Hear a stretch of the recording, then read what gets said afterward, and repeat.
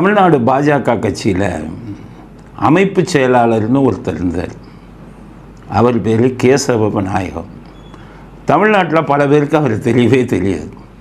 தமிழ்நாட்டில் பாஜகவில் இருக்கிறவங்கெல்லாம் தன்னை பற்றின பப்ளிசிட்டி இவங்களே நிறையா பண்ணி, இவங்களே ஒரு 200 பேரை வச்சு வேலை வாங்கி, அதில் வந்துக்கிட்டு இவங்க பேரை போட்டு வாழ்க வருங்கால முதல்வர் அப்படின்னெல்லாம் போட்டு தன்னை விளம்பரப்படுத்திக்கிட்டு இருந்தாங்க. அப்படிப்பட்ட இந்த அதே பாஜகவில் மிகப்பெரிய சக்தி வாய்ந்த பதவி அமைப்பு செயலாளர் அப்படின்னு ஒருத்தர் இருந்தார், கேசவ விநாயகம். தமிழ்நாட்டில் பல பேருக்கு அவர் பேரே தெரியாது. அவர் ஆர்எஸ்எஸ்ஸை சேர்ந்தவர். பாஜக ஒரு கொள்கை உள்ள கட்சி. அதில் ஆர்எஸ்எஸ்காரவங்க இருக்காங்களே, அவங்க இதுவே வித்தியாசமாக இருக்கும். திருமாவளவன் ஒரு தடவை பேசியிருந்தார், ஆர்எஸ்எஸ் கட்சிக்காரங்க எப்படி இருப்பாங்க. அவர் சொல்கிறார், நிறைய பேர் அதில் கல்யாணம் பண்ணாமல் இருப்பாங்க, விளம்பரத்தை விரும்ப மாட்டார்கள், பேட்டி கொடுக்க மாட்டாங்க, முன் வரிசையில் உட்கார மாட்டாங்க, எந்த வித சுயநலமும் அவங்களுக்கு இருக்காது, அவர்கள் தானே ஆர்எஸ்எஸ்ஸை சேர்ந்தவர்கள்னு ஒரு இதில் அவரே பாராட்டி பேசினார். இந்த இந்த கேசவ விநாயகத்தை பார்த்தீங்கல்ல, யாருக்குமே தெரியாது. பேட்டிங்கிறத அவர் இதுவரை கொடுத்ததே இல்லை. முதல் வரிசையில் அவர் உட்காந்ததே இல்லை. நேற்று அவரை பதவியை விட்டு மாற்றுறாங்க, வெளியில் வர்றாரு, எல்லாம் மைக்கை நீட்டுறாங்க, வாயை திறக்கலை. எளிமையானவங்க இவங்க போய் நம்ம அரசியல்வாதி இவங்ககிட்ட மாட்டினா என்ன ஆகும்? இந்த அரசியல்வாதி விடுவானா அவங்கள? அவரை ஒரு நேர்மையானால, அமைதியானால, கொள்கை பிடிப்புள்ளால, பாஜக தலைவர்கள் எல்லாம் கொள்கை பிடிப்புள்ளாலா?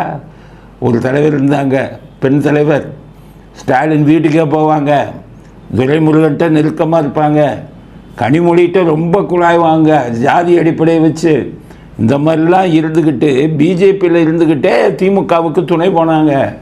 இன்னொரு தலைவர் பெண் தலைவி இருந்தாங்க, அவங்க ஒன்றிய அரசுனே பேசினாங்க திமுகவுக்கு ஆதரவாக. இதனால தான் பாஜக அடுத்தது அண்ணாமலை வந்தார். அவருக்கு அதை தான் உங்களுக்கு தெரியுமில்ல, திமுகவுடன் உறவு, கருணாநிதி சமாதியை தொட்டு கூப்பிட்டார், ஏவாவேலு, KN எல்லாம் நெருக்கமாக இருந்தார். அவருக்கு இதெல்லாம் உங்களுக்கு தெரியுமில்ல. ஆனால் கேசவ விநாயகத்து மேலே இந்த மாதிரி ஏதாச்சும் ஒரு குற்றச்சாட்டு வைக்க நீங்கள் முடியுமா? அண்ணாமலை மேலே பல குற்றச்சாட்டு, அதுக்கான ஆதாரங்களும் இருக்குது. ஆனால் இவர்களெல்லாம் சேர்ந்து ஒரு யோகியரை, ஒரு கொள்கை பிடிப்பு உள்ளால லாய்க்கு இல்லைன்னு குற்றச்சாட்டை வச்சு வெளியில் வரட்டிட்டாங்க. எங்கே உருப்படும் பிஜேபி? அதனால் இன்றைக்கி அவரை மாற்றினது அவர் யாருன்னே தெரியாது, நான் பார்த்தது கூட இல்லை. ஆனால் மனசாட்சி ரீதியாக சொல்கிறேன், நல்ல மனுஷனை, கொள்கை பிடிப்புள்ளால், பணம் சம்பாதிக்காதாலியா, ஃப்ராடு பண்ணாதாலு, பித்தலாட்டம் பண்ணாதாலு, இந்த கூட்டம்லாம் சேர்ந்து அவரை மாற்றி விட்டாங்க புகார் கொடுத்து. பாஜக தலைமையிட எலெக்ஷன் வருது, இல்லைன்னா மாற்ற மாட்டாங்க. எலெக்ஷன் வருது, நிறைய பேர் புகார் கொடு, எல்லோரும் சேர்ந்து புகார் தான் கொடுத்துருக்காங்க, மாற்றிட்டாங்க. அதனால் இன்றைக்கி அவர் மாற்றமாகி போயிட்டார். இப்போ இந்த கூட்டமெல்லாம் இப்போ உட்காந்துட்டு ஆளுக்கு ஒரு கோஷ்டி இதெல்லாம் உட்காந்துட்டு அண்ணாமலை வேலைக்கு விட்டுருக்கார். நம்ம இவர் சொல்லி தான் மாற்றின மாதிரி எல்லா அவங்களுமே புகார் கொடுத்துருக்காங்க. அவரை பற்றி அவர் முருகனும் புகார் கொடுத்துருக்கார். இவரும் இப்போ இருக்கக்கூடியவர் தலைவர் நயினார் நாகேந்திரனும் புகார் கொடுத்துருக்கார். எல்லாம் சேர்ந்து புகார் கொடுத்து கழுத்திட்டாங்க. அதனால் அண்ணாமலை என்ன சொல்லியிருக்காருன்னா, என்னெல்லாம் என்னுடைய வியூகத்தை கேட்கவில்லை. என்ன வியூகம்? உங்களுக்கு என்ன வியூகம் தெரியும்? வார் ரூம் வியூகமா? 200 பேரை வேலைக்கு வச்சு மாதம் 30,000 ரூபா சம்பளம் கொடுத்து வாழ்க அண்ணாமலை, வாழ்க அண்ணாமலை, வருங்கால முதல்வர்னு போட்டுக்கிட்டு இருந்தீங்கன்னா அந்த வியூகத்தை சொல்கிறீங்களா? அது சரியான வியூகமா? ஏன் அவ்வளோ வியூகம்னு சொல்கிறீங்களே மிஸ்டர் அண்ணாமலை? 2021 சட்டசபை தேர்தலில் நீங்கள் ஏன் தோத்தீங்க? அதிமுக பாஜக கூட்டணி இருந்தும் உங்கள் வியூகத்தை அமைத்து ஜெயிச்சிருக்கலாமே, ஏன் வியூகம் செல்லலை? கோயம்புத்தூரில் MP எலெக்ஷனில் நின்னீங்கள, போன தடவை வியூகத்தை அமைச்சு ஜெயிச்சிருக்கலாமே, ஏன் ஜெயிக்கலை? பெரிய வியூக அமைப்பாளரா நீங்கள்? போன தடவை 15% ஓட்டம் வாங்கிட்டேன்னு பெருமை அடிச்சிங்களே, உங்கள் சதவீதம் 7 தான். போன தடவை மற்ற கூட்டணி கட்சிகள்லாம் சேர்த்து தான் உங்களுக்கு அந்த 15% வந்தது.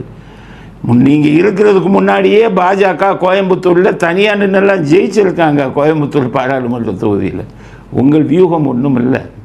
உங்கள் வியூகம் இருந்தால் எத்தனை பூத்துக்கு நீங்கள் ஆள் போட்டீங்க?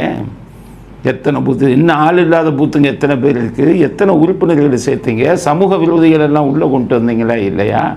கனிமொழிக்கு நெருக்கமான ஒருத்தர் வந்து உங்களுக்கு பிஏவை வச்சுருந்தீங்களா இல்லையா? கேசவநாயகம் அதெல்லாமா பண்ணார். கேசவநாயகம் கோயம்புத்தூரில் 70-80 கோடிக்கு மதிப்புள்ள நிலத்தை வாங்கி போட்டாரா? கேசவநாயகம் பெங்களூரில் கிட்டத்தட்ட பல ஆயிரம் கோடிக்கணக்கான ரியல் எஸ்டேட் கம்பெனி இது பண்ணி ஃப்ளாட்டு கட்டி விற்றுக்கிட்டு இருக்காரா? கேசவநாயகம் வந்து உங்களுக்கு செங்கல் சூளை மனைவி பேரில் ஆரம்பித்தாரா? மனைவியே இல்லையே. கேசவநாயகம் உங்களுக்கு மண் குவாரியை மைத்துனர் பேரில் ஆரம்பித்தாரா? கேசவநாயகம் உங்களுக்கு இவர்கிட்டையும் நேர்கிட்டையும் ஏவா வேலுட்டையும் கோடிக்கணக்கான பணம் வாங்கினதா கேசவநாயகத்தின் மேலே குற்றச்சாட்டு வந்ததா? கேசவநாயகம் கருணாநிதி சமாதியை போய் தொட்டு கும்பிட்டாரா? இவ்வளவு இதெல்லாம் செஞ்ச நீங்கள்லாம் வந்து இதில் இருப்பீங்க. ஒரு கொள்கைவாதி, நல்ல மனுஷன், சம்பாதிக்காத ஆள், அவரை அடித்து துரத்திட்டீங்க. அதனால் பாஜகவை எல்லாத்துக்கும் சொல்கிறேன், பாஜகவை நம்ம வந்து நீங்கள்லாம் ஆதரிக்கணும்னா மோடிங்கிற மனிதருக்காக ஆதரிங்க. எந்த சம்பத்து இதெல்லாம் சம்பாதிக்காமல் நேர்வழியில் இருந்தவர். அவரை பற்றி இந்த இதில் சொல்கிறாங்க, அமெரிக்காவில் ஒரு தீவில் சில இதெல்லாம் நடந்ததாக பத்திரிகை இது வந்திருக்கு, ஃபோட்டோ வீடியோ. அதில் மிகப்பெரிய பணக்காரர்கள் எல்லாம் அதில் வந்து பாலியல் இதில் வந்து ஈடுபட்டிருக்காங்க, சிறு பெண்களிடம் ஈடுபட்டிருக்காங்கன்னெலாம் வந்திருக்கு. அதில் மோடி பேரை வந்து அதில் சொல்லியிருக்காங்க. என்னன்னு கேட்டிங்கன்னா, அதில் சேர்த்துட்டாங்கன்னு சொல்லி பல பேர் பொருளை கிளப்பி விட்டுருக்காங்க. மோடி பேரெல்லாம் சேர்க்கலை. மோடி பேர் அதில் எதில் வந்திருக்குன்னா, இஸ்ரேலுக்கு அவர் போனதில் சம்மந்தமாக அவர் பேர் வந்து ஒரு இடத்துல வந்திருக்கு. பாலியல் பலாத்காரர்கள் எல்லாம் அவர் பேர் எதுவும் வரல, இவங்கெல்லாம் கிளப்பி விடுறாங்க. மோடி எப்படி சொல்கிறேன்னா, ஒரு சாமியார் மாதிரி அவர் அவர் மனைவிட்ட கூட அவர் வாழலை. கல்யாணம் ஆனதுக்கப்புறம் அவர் ஒதுங்கி இருந்து இமயமலைக்கெல்லாம் போய் ரொம்ப நாள் இருந்துட்டு வந்தவர். அவர் வந்து இந்த யோகி ஆனந்த் மாதிரி தான். அவர் போட்டிருக்கிற உத்தராட்ச கொட்டெல்லாம் மிகப்பெரிய அளவில் வந்து போடுவார்.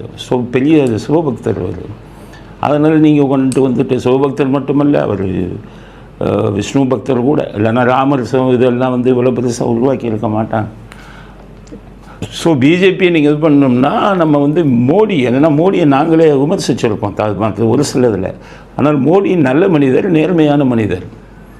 அப்போ நீங்கள் பிஜேபிக்கு நம்ம இது பண்ணுறோம்னா ஒரு நல்ல ஆட்சியை கொடுத்துக்கிட்டு இருக்காரு. ஒரு பெரிய போரை வந்து நம்ம பாகிஸ்தானுக்கு எதிராக நடத்தி ஜெயிச்சிருக்காரு. உடனே நாங்கள் மோடிக்கு சப்போர்ட்டுன்னு இல்லை, உண்மை தான் சொல்கிறோம். மோடி, நிர்மலா சீதாராமன் எடுத்துக்கோங்க. அந்த மாதிரி ராஜ்யசபா சில பேர் சொல்கிறாங்க, மக்களை சந்திக்க முடியாத உங்களை மாதிரி மக்களை சேர்ந்துச்சு 4000 ரூபா லஞ்சம் கொடுத்து 4000 ரூபா ஒருத்தருக்கும் கொடுத்து ஜெயிக்கிறாளா? அந்த அம்மா என்ன சொன்னாங்க, ராஜ்யசபா எம்பியை எனக்கு வந்து லோக்சபாவில் நிற்கிறதுக்கு செலவு பண்ண பணம் இல்லைன்னாங்க. போய் பாருங்கள், மயிலாப்பூரில் காய்கறி கடைக்கு அவங்களே இங்கே சென்னைக்கு வந்தாங்கன்னா நேராக போய் வாங்கிட்டு இருக்காங்க. இவரெல்லாம் பேசுகிறதுக்கு ஒரு தகுதி இல்லை. இவர்களை போன்றவர்களால் தான் பாஜக வந்து இன்றைக்கி நங்கூரம் பாய்ச்சின மாதிரி இருக்குது. நம்ம தமிழ்நாட்டில் இருக்கிற தலைவர்களை மாதிரி கேவலமானவர்கள் சொல்ல முடியாது யாருமே. எல்லாருமே ஒருத்தர் இன்னொருத்தருக்கு அடிமை, இன்னொரு கட்சியோட போய் அடிமை. கோடிக்கணக்கில் கொள்ளையடிக்கிறது, வெளியில் கேட்டால் நல்ல மனுஷன் பேரை வாங்கிக்கிறது.